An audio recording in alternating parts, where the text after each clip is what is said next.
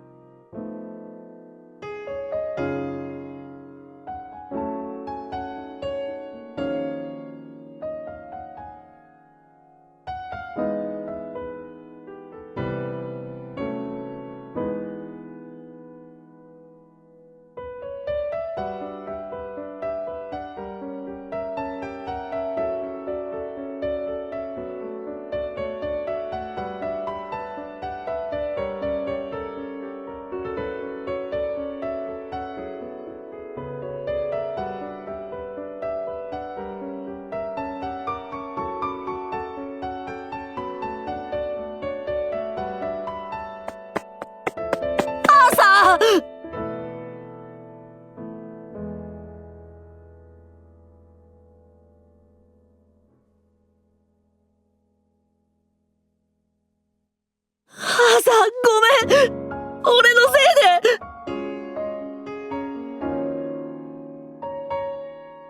クロエや賢者様が謝ることなどありません。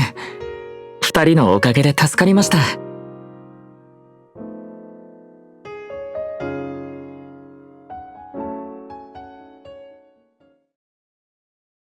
アーサー。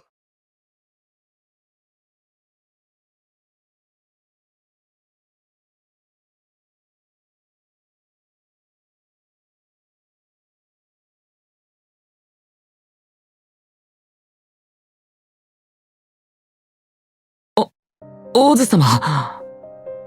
オズよ、落ち着くのじゃ。短期はいかんぞ。黙れ。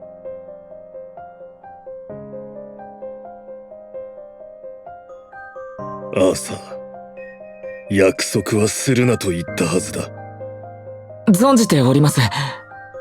ですが、叔父上の誠意に応えるために、あれ以外の方法が見つかりませんでした。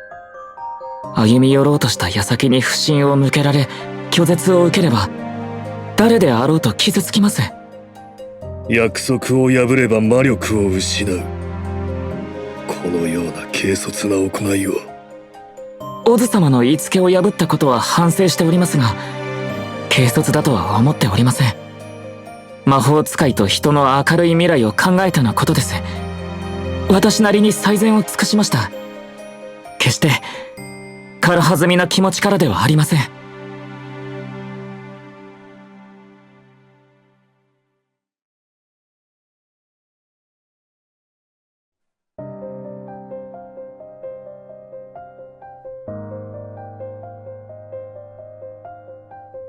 ボクスノク。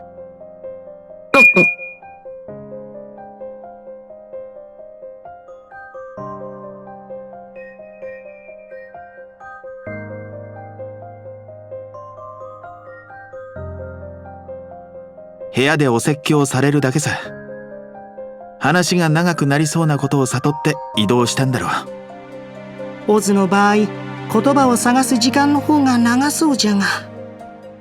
どうかあまりお叱りにならないでくださるといいですけれど。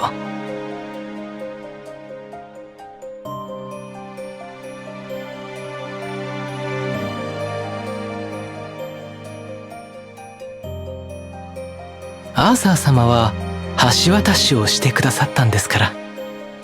すれ違いで崩れかけていたクロエとヴィンセント様の道をつないでくださったんです。